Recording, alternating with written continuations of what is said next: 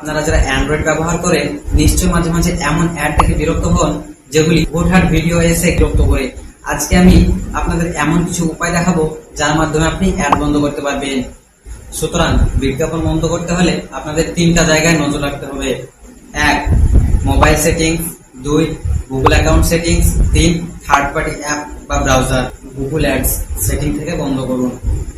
মোবাইলের সেটিংসে যান, স্ক্রল করুন, গুগলে ট্যাপ করুন, তারপর অ্যাডস অপশনে ক্লিক করুন। এরপর রিসেট অ্যাডভার্টাইজিং আইডিতে ক্লিক করে রিসেট দিন। এটা আপনার গুগল অ্যাকাউন্টকে বলে যে আপনি পার্সোনাল অ্যাড দেখতে চান না।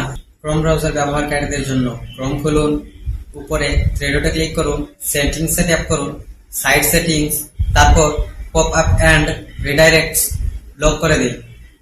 আপনি চাইলে একটা সেফ ডিএনএস করতে পারেন, যেমন মোবাইলের সেটিংসে যান, নেটওয়ার্ক ইন্টারনেটে টিপুন, প্রাইভেট ডিএনএস, সেখানে গিয়ে private DNS provider host name লিখুন dns.adgar.com, সেভ করুন। এটা করলে পুরো ফোনে অনেক অ্যাড বন্ধ হয়ে যাবে। তো বন্ধুরা, এই ছিল অ্যান্ড্রয়েড ফোনে অ্যাড বন্ধ করার কিছু কার্যকর টিপস। যদি ভিডিওটা ভালো লেগে থাকে তাহলে অবশ্যই একটা লাইক দিন, কমেন্টে জানিয়ে দিন কোন ধাপে আপনি বেশি উপকার পেয়েছেন।